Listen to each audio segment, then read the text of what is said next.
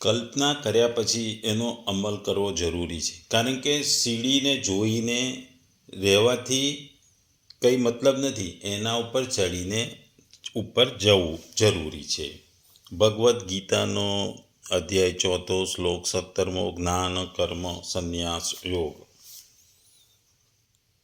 કર્મણ ઈ અપી બોદ્ધવ્યમ ચ વિકર્મણમ અકર્મણમ ચ બોદ્ધવ્યમ ગહના કર્મણ ગતિ. ટૂંકમાં ગુજરાતીમાં કહીએ તો કર્મની આંટી ગૂંટીને સમજવી ઘણી મુશ્કેલ હોય છે. માટે મનુષ્ય કર્મ શું છે, વિકર્મ શું છે અને અકર્મ શું છે તે સારી રીતે જાણવી જોઈએ. બીજામાં શબ્દોમાં જોઈએ તો કર્મનું સ્વરૂપ પણ જાણવું જોઈએ, અકર્મનું સ્વરૂપ પણ જાણવું જોઈએ, તેમજ વિકર્મનું સ્વરૂપ પણ જાણવું જોઈએ, કેમ કે કર્મની ગતિ અતિ ગહન છે. આપણે ત્યાં કહેવાય છે કે કર્મની ગતિ ન્યારી છે. દરેક વ્યક્તિએ જીવનમાં દરેક વસ્તુઓનું ડિટેલ જાણવું પડે. કર્મનું પણ આવું છે. કર્મ કરો છો તો કર્મ પણ વેદોમાં, ધાર્મિક ગ્રંથોમાં, ધર્મમાં પણ આપણે કરવાનું કીધું છે. કર્મ તમે કરો છો, પણ એ કર્મ કયા છે? કર્મ કરો છો, વિકર્મ કરો છો કે અકર્મ કરો છો, એ તમારે સારી રીતે જાણવું જોઈએ. કારણ કે કર્મ એ ખૂબ જ ઊંડાણનો વિષય છે, એ ખૂબ ગંભીર વિષય છે, એ જ્ઞાનીઓનો વિષય છે. એટલા માટે દરેક વ્યક્તિએ જ્યારે જીવનમાં કોઈ પણ વસ્તુ હોય એનું વસ્તુ માટે એનો ડિટેલમાં અભ્યાસ કરવો પડે. આજે આપણે કોઈ ગાડી લેવા જઈએ તો આપણે આપણી ગાડી લેવાની હોય તો આપણે એના જુદા જુદા ગાડીઓના દરેક કંપનીના મોડલોનો અભ્યાસ કરીએ છીએ અને આપણા બજેટમાં આપણી અનુકૂળતા, આપણી જરૂરિયાત મુજબની ગાડી લઈએ છીએ. એટલે કોઈ પણ વસ્તુમાં એનો ઘન અભ્યાસ કરવો પડે છે, તો જ તમે સારી વસ્તુ મેળવી શકો, તમારા ચોઈસની વસ્તુ મળી શકો, તમારા મનગમતી વસ્તુ મેળવી શકો અને છેલ્લે તમારા બજેટની વસ્તુ મળે. જો આવું કરવામાં ના આવે તો શું થાય? સુખની દુકાન શોધવા નીકળીએ અને દુઃખનો મોલ લઈને પાછા આવીએ. એટલે દરેક વસ્તુનું ડિટેલ જાણવું જરૂરી છે. જે કાર્ય કરે છે એને બી કર્મ કહેવાય છે અને આપણા શાસ્ત્રોમાં દરેકની પ્રિસ્ક્રાઇબ ડ્યુટી આપેલી છે, વર્ણ અનુસાર પણ આપ્યું છે અને આશ્રમ અનુસાર પણ આપેલી છે. અને એ દરેક વ્યક્તિએ એના કર્તવ્ય કર્મો એ આશ્રમ અનુસાર અને વર્ણ અનુસાર કરવાના હોય છે. એટલે કીધું ને મેં કે જો આપણે આ વસ્તુનો અભ્યાસ ના કરીએ અને જાણીએ નહીં કર્મ શું છે, અકર્મ શું છે, વિકર્મ ન છે, તો મેં કીધું એમ સુખની દુકાન શોધવા નીકળ્યા હોય તો દુઃખનો એ તો ના મળે, પણ દુઃખનો મોલ મળી જાય. એટલે સાચી ડાયરેક્શનમાં, સાચી દિશામાં આપણે દરેક વસ્તુને જાણવું પડે. આજે દવાની વસ્તુ છે, આજે આપણને પહેલાં ઝાડા ઉલટી થઈ ગયા હોય તો આપણે ડૉક્ટરે દવા આપી હોય, હવે એ દવા આપણે ઘેર પડી હોય પણ આપણે જો એને કોન્સ્ટિપેશન થઈ જાય તો આપણે એ દવા કામમાં ના આવે, કારણ કે એના માટે બીજી દવા આવે. દવાની દુકાનમાં જઈએ ને આપણે કહીએ આ દવા આપે એવું નહીં, તમારી તકલીફ શું છે એ પ્રમાણે દવા હોય છે. જેવી રીતે ટૂથપેસ્ટ છે, ટૂથપેસ્ટ જ દાંત પર ઘસવા કામમાં આવે. ડિટર્જન્ટ પણ સફાઈ કરતું હોય છે, કપડાં ચોખ્ખા કરતું હોય, પણ ડિટર્જન્ટથી દાંત સાફ ના થાય. એમ દરેક વસ્તુનું એ નિયત કરેલી હોય છે કે આ વસ્તુ આમાં વપરાય, આ વસ્તુ આમાં વપરાય. એમ કર્મનું છે, કયા કર્મ કહેવાય, કોને વિકર્મ કહેવાય, કોને અકર્મ કહેવાય. એટલે આ ત્રણેયને આપણે જાણવા જરૂરી છે. કર્મનું સ્વરૂપ જાણવા જેવું છે એવું ભગવાન કહે છે. અહીં ભગવાન જાણવા માગે કે સામાન્ય રીતે મનુષ્ય એટલું જ જાણે છે કે શાસ્ત્રવિદ કર્તવ્ય કર્મનું નામ કર્મ છે, પણ આટલું જાણી લેવાથી કર્મનું સ્વરૂપ જાણી શકાય નહીં. શાસ્ત્રવિદ ક્રિયા એટલે કર્મ એવું આપણા મગજમાં બેઠેલું છે, પણ એવું નથી.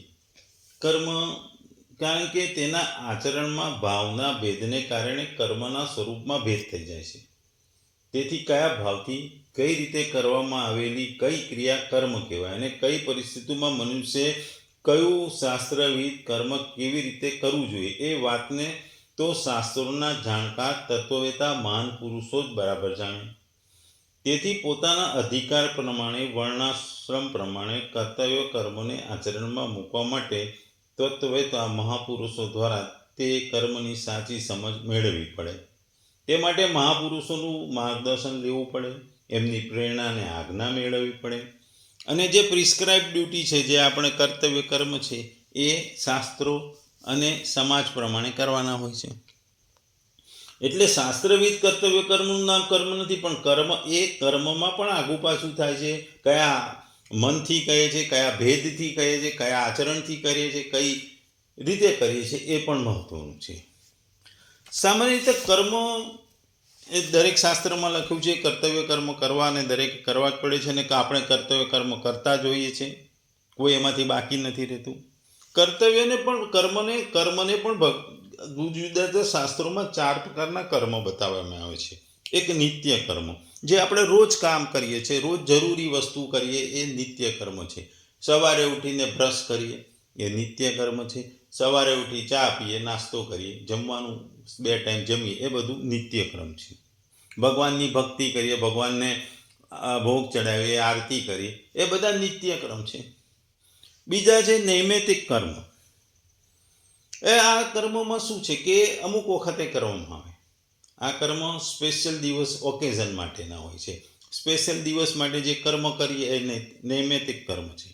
આજે ગ્રહણ, તેમાં જે આપણે શું કરીએ, એકાદશી એટલે 11 હોય ત્યારે જે કરવી, કોઈના મૃત્યુ પાછળ આપણે જે વિધિ વિધાનો કરીએ એ, અને જન્મ વખતે પણ જે આપણે વિધિ કરીએ એ. એટલે આ બધા નૈમિત્તિક કર્મ છે. ત્રીજા છે કામ્ય કર્મ. ઈચ્છા પ્રમાણે કરીએ કે ભગવાનને આ મને આપે, આ વસ્તુ થાય. એટલે પહેલાંના જમાનામાં પુત્ર યજ્ઞ માટે યજ્ઞ, પુત્ર ઈચ્છિત માટે પુત્ર યજ્ઞ કરવામાં આવતો હતો. કોઈ અર્જુન ને બધા જ્યારે ભગવાનની ભક્તિ કરતા, કોઈ શસ્ત્રનું મેળવવું હોય કે ભગવાન શંકર પાસે વિષ્ણુમાંથી શસ્ત્ર મેળવવા માટે પણ જે યજ્ઞ કે જે કરતા હતા, જે કર્મ કરતા હતા, જે ભગવાનની આરાધના કરતા હતા, એ કામ્ય કર્મ હતો. કે એમની ઈચ્છા હતી કે મારે આ શસ્ત્ર જોઈએ, પુત્રની ઈચ્છા જોઈએ માટે એના માટે, આની ઈચ્છા જોઈએ એના માટે. એટલે એ બધા કામ્ય કર્મ છે. અને ચોથું મહત્વનું છે પ્રાયશ્ચિત કર્મ.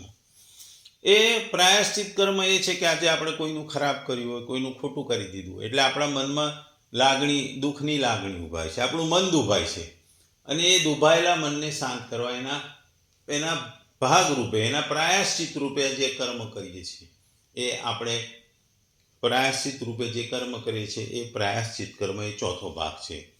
એટલે કે આજો કે આપણે કોકને મારી દીધું હોય તો આપણે પછી એની માફી માંગી લઈએ, પછી એના માટે જે માફી માંગીએ એ આપણું પ્રાયશ્ચિત કર્મ છે. કોઈની જોડે બોલવાચાલીમાં બોલવાનું વધારે થયું અને આપણે એમનું અપમાન કર્યું હોય તો આપણે એમની પાસે જે માફી માંગીએ, આપણને માફ કરે, એ આ પ્રાયશ્ચિત કર્મ છે. એમ એટલે કર્મના બી 4 જુદા જુદા નિત્ય, નૈમિત્તિક, કામ્ય અને પ્રાયશ્ચિત કર્મ છે. એટલે દરેક વસ્તુ ડિટેલમાં જાણવી જરૂરી છે. બીજું, ભગવાન અહીં અકર્મ સ્વરૂપને જાણવાનું કહે છે. અહીં ભગવાન એવું જણાવવા માંગે છે કે સામાન્ય રીતે લોકો એવું માને છે કે મન, વાણી અને શરીરથી થનારી ક્રિયાઓને સ્વરૂપવત ત્યાગ કરવો એ અકર્મ છે. અર્થાત કર્મોથી રહિત થવું એ કર્મ કહી શકાય. પણ આટલું જાણી લેવાથી અકર્મનું વાસ્તવિક રૂપ જાણી શકાય નહીં. કારણ કે ભાવના ભેદથી આ પ્રકારનું અકર્મ પણ કર્મ કે વિકર્મમાં બદલાઈ જાય છે. જેને લોકો કર્મ સમજે છે તે પણ અકર્મ કે વિકર્મ બની જાય છે. તેથી કયા ભાવથી અને કઈ ભાવનાથી કેવી ક્રિયા કરી અને કેવી ક્રિયાનો ત્યાગ કરવો કે જેને આપણે અકર્મ કહી શકીએ, અને કેવી પરિસ્થિતિમાં મનુષ્યએ કેવા પ્રકારનું આચરણ કરવું જોઈએ, એ વાતને તત્વજ્ઞાની મહાપુરુષો જ સારી રીતે જાણી શકે છે. તેથી કર્મ બંધનથી મુક્તિ થવાની ઈચ્છાવાળા મનુષ્યએ પણ તે મહાપુરુષો પાસેથી આ અકર્મ વિશે સંપૂર્ણ જ્ઞાન, સમજણ અને માર્ગદર્શન મેળવવું જરૂરી છે. અહીં આગળ ભગવાન વિકર્મ સ્વરૂપ પણ જાણવાનું કહે છે. અહીં ભગવાન એવું જણાવવા માંગે છે કે સામાન્ય રીતે જૂઠ છે, કપટ, ચોરી, વ્યભિચાર, હિંસા વગેરે પાપ કર્મોનું નામ જ વિકર્મ છે. આ વાત પ્રસિદ્ધ છે, પણ આટલું જાણી લેવાથી વિકર્મના યથાર્થ સ્વરૂપને જ્ઞાન થતું નથી અને થઈ પણ શકતું નથી. કારણ કે શાસ્ત્રોના તત્વોને નહીં સમજનારાઓ અજ્ઞાની લોકો પુણ્યને પણ પાપ માની લે છે અને પાપને પણ પુણ્ય માની લે છે. વર્ણ, આશ્રમ અને અધિકારના ભેદથી જે કર્મ એકના માટે વિહિત કર્તવ્ય કર્મ હોય તો બીજા માટે નિષિદ્ધ હોવાને કારણે પાપ એટલે કે વિકર્મ બની જાય છે. ઉદાહરણ તરીકે આપી શકાય કે બધા જ વર્ણોની સેવા કરીને જીવિકા ચલાવવી એ શૂદ્ર માટે વિહિત કર્મ છે, પણ બ્રાહ્મણ માટે તે નિશ્ચિત કર્મ છે. દાન લેવું, વેદ ભણાવવા, યજ્ઞ કરવા એ માટે બ્રાહ્મણના કર્તવ્ય કર્મ છે, પરંતુ બીજા વર્ણો માટે તે પાપ છે. ગૃહસ્થ માટે ન્યાયોપરાજિત દ્રવ્યનો સંગ્રહ કરવો અને ઋતુકાળમાં સ્વપત્ની ગમન કરવું એ ધર્મ છે, પણ સંન્યાસી માટે કાંચન અને કામિનીને જોવા તેમનો સ્પર્શ કરવો એ પણ પાપ છે. આમ જૂઠ, કપટ, ચોરી, વ્યભિચાર, હિંસા આદિ જે સર્વસાધારણ માટે નિષિદ્ધ છે અને અધિકાર ભેદે જુદા જુદા લોકો માટે નિષિદ્ધ છે, તે સર્વને ત્યજવા માટે વિકર્મના સ્વરૂપને સંપૂર્ણ રીતે જાણવું જરૂરી છે અને સાચી રીતે સમજવું જરૂરી છે. જાણીએ એટલા મતલબ નથી, એને સમજવું પણ જરૂરી છે. વિકર્મનું સ્વરૂપ પણ તત્વતા મહાપુરુષો જ સારી રીતે જાણે અને સાચી રીતે જણાવી શકે છે. એટલે કોઈ વસ્તુ કોકના માટે કર્મ હોય પણ બીજાના માટે એ વિકર્મ હોય. એટલા માટે એ બે વચ્ચેનો ભેદ જાણવો અને કોણ કરે છે એના ઉપર ડિપેન્ડ કરે છે કે કર્મ કોણ કરે છે અને શા હેતુથી કરે છે. એટલે એ ભેદ જાણવો જરૂરી છે, તો જ આપણે કર્મ, અકર્મ અને વિકર્મને જુદા તારી શકીએ અને એના વિશે સંપૂર્ણ જાણી શકીએ. અહીં ભગવાન આગળ કહે છે કર્મની ગતિ ગહન છે, એટલે કે કર્મનું તત્વ બહુ જ ગહન છે. આપણે ત્યાં કહેવાય છે કર્મની ગતિ ન્યારી છે, એટલે કે કર્મ અહીં બહુ, કર્મ શું છે, અકર્મ શું છે, વિકર્મ શું છે એનો નિર્ણય દરેક મનુષ્ય કરી શકતો નથી. જેઓ વિદ્યા અને બુદ્ધિની દ્રષ્ટિએ પંડિત છે, બુદ્ધિમાન છે, જ્ઞાની છે, તેઓ પણ ક્યારેક આ કર્મ, અકર્મ અને વિકર્મ નક્કી કરવામાં અસમર્થ બની જાય છે. તેથી કર્મના તત્વને યથાયોગ્ય જાણનાર મહાપુરુષો પાસેથી આ તત્વની સમજણ મેળવવી એ ઘણું જ જરૂરી છે ને આવશ્યક છે. કારણ કે અંતઃકરણમાં રુચિ અને શ્રદ્ધા ઉત્પન્ન કરવા માટે કર્મ તત્વને ગહન કહી અને જાણવું ખૂબ જ આવશ્યક છે. એટલે ભગવાનનો કહેવાનો મતલબ છે કે જે ત્રણ કર્મો છે, કર્મ, અકર્મ, વિકર્મનું, એના વિશે દરેકે જાણવું જરૂરી છે. કારણ કે આ ખૂબ જ અઘરો વિષય છે. કર્મ, અકર્મ અને વિકર્મના પૃથ્થકરણ મનુષ્યએ સમજવાની જરૂર છે, કારણ કે ખૂબ જ ગહન છે, ખૂબ જ ઊંડાણવાળો વિષય છે અને એને સામાન્ય માણસને સમજવું ખૂબ જ અઘરું છે. વિદ્વાનો, જ્ઞાનીઓ એને જુદો ભેદ કરી શકે છે. એટલે પ્રત્યક્ષ ભગવાન જ આપણને ખબર પાડે કે જ્ઞાનીઓ આપણને કહે કે બુદ્ધિશાળીઓ આપણને આ ત્રણ વચ્ચેનો ભેદ સમજાવી શકે, એ ખૂબ જ અઘરું છે. ટૂંકમાં આપણે એમ માનીએ છીએ કે સામાન્ય ભાષામાં કર્મ એટલે શરીરનું, હાથનું અને પગનું હલનચલન અને અકર્મ એટલે શાંત બેસવું, પરંતુ એવું નથી. કર્મ સ્વરૂપથી એક દેખાવા છતાં પણ અંતઃકરણના ભાવ અનુસાર એ ત્રણ પ્રકારના છે. કર્મ, અકર્મ અને વિકર્મ સકામ ભાવથી કરવામાં આવેલી શાસ્ત્રવિધ ક્રિયા એટલે કર્મ. ફળેચ્છા, મમતા અને આસક્તિથી રહિત બની કેવળ બીજાઓને હિત માટે કરવામાં આવેલું કર્મ એટલે અકર્મ. અને વિહિત કર્મ પણ જો બીજાનું અહિત કરવા અથવા તેને દુઃખ પહોંચાડવાના ભાવથી કરવામાં આવ્યું તેને વિકર્મ બની જાય છે, વિકર્મ છે. એટલે નિશ્ચિત કર્મ તો વિકર્મ જ છે.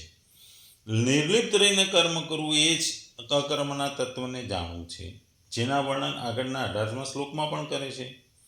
કામનાથી કર્મો થાય છે ત્યારે કામના અધિક વધી જાય છે, ત્યારે વિકર્મ એટલે કે પાપ કર્મ થાય છે. બીજા અધ્યાયના 38 શ્લોકમાં ભગવાને બતાવ્યું કે જો યુદ્ધ જેવું હિંસાયુક્ત ઘોર કર્મ પણ શાસ્ત્રની આજ્ઞાથી અને ક્ષમતાપૂર્વક કરવામાં આવે તો તેનાથી પાપ લાગતું નથી. તાત્પર્ય છે કે ક્ષમતાપૂર્વક કર્મ કરવાથી દેખાવમાં વિકર્મ હોઈ શકે પણ તે અકર્મ બની જાય છે. દાખલા તરીકે ભગવાન અર્જુનને યુદ્ધ કરવા પ્રેરણા આપે છે, એટલે એ ધર્મ માટે યુદ્ધ કરવાની પ્રેરણા આપી રહ્યા છે. ભગવાન અર્જુનને શસ્ત્ર ઉઠાવવા માટે કહે છે, યુદ્ધ કરવા કહે છે. એ અહીં એ કર્તવ્ય કર્મ છે ક્ષત્રિય ધર્મનું, બરાબર, પણ બીજાને મારવું એ પાપ છે એટલે વિકર્મ છે. પણ ધર્મ માટે કરી રહ્યા છે એટલે એ ઓટોમેટિક અકર્મ બની જાય છે. શાસ્ત્ર નિશ્ચિત કર્મને કર્મ કહેવામાં આવે છે. વિકર્મ થવામાં કામના જ મુખ્ય હોય છે અને કામનાને લીધે જ વિકર્મ થાય છે, ઈચ્છાઓને લીધે જ થાય છે. આથી વિકર્મનું તત્વ છે કામના, અને વિકર્મને તત્વને જાણવું એટલે વિકર્મનો સ્વરૂપથી ત્યાગ કરવા તથા તેના કારણરૂપ કામનાનો ત્યાગ કરવો. કયું કર્મ મુક્ત કરવા વાળું છે ને કયું કર્મ બાંધવા વાળું છે એનો નિર્ણય કરવો ખૂબ જ અઘરો છે. અને કર્મ શું છે, અકર્મ શું છે અને વિકર્મ શું છે તેનું યથાર્થ તત્વ જાણવા માટે મોટા શાસ્ત્રાર્થ વિદ્વાનો અને પણ પોતાની જાતને આમાં અસમર્થ માને છે અને ઘણી વખત તેમને એમાં પણ ખબર નથી.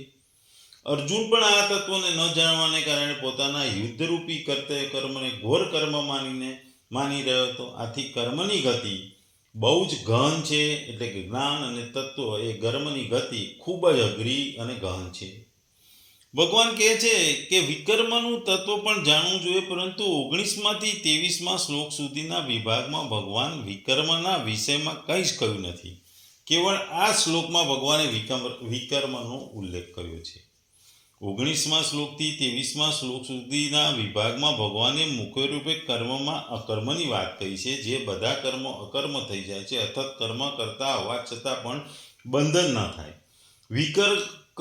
કર્મની બહુ નજીક પડે છે, કેમ કે કર્મોમાં કામના જ વિકર્મનું મુખ્ય કારણ છે. આથી કામનાનો ત્યાગ કરવા માટે તથા વિકર્મને નિકૃષ્ટ બતાવવા માટે ભગવાને વિકર્મનું નામ લીધું છે. જે કામનાથી કર્મ થાય છે તે જ કામના અધિક વધવાથી વિકર્મ વધે છે, પરંતુ કામના નષ્ટ થતા સઘળા કર્મ ઓટોમેટિક અકર્મ બની જાય છે. આ પ્રકરણનું ખાસ તાત્પર્ય અકર્મને જાણવામાં જ છે. અને અકર્મ બને છે કામનાનો નાશ થવાથી, અને કામનાનો નાશ થવાથી વિકર્મ થતું જ નથી ને અટકી જાય છે. આથી વિકર્મના વિવેચનની જરૂર જ નથી. એટલા માટે આ પ્રકરણમાં વિકર્મની કોઈ વાત જ નથી કરી. બીજી બાજુ વિકર્મ પાપજગન અને નરકની પ્રાપ્તિ કરવાવાળો હોવાથી કારણે સર્વથા ત્યજવા જેવું છે. એટલા માટે પણ એનો વિસ્તાર કરવામાં આવ્યો નથી. વિકર્મના મૂળ કારણ કામનાનો ત્યાગ કરવાનો ભાવ આ પ્રકરણના મુખ્ય રૂપે આપવામાં આવ્યો છે. આ રીતે વિકર્મના મૂળ કામનાનો ત્યાગ વર્ણન કરવા માટે જ આ શ્લોક વિકર્મને જાણવાની વાત કહેવામાં આવી છે. એટલે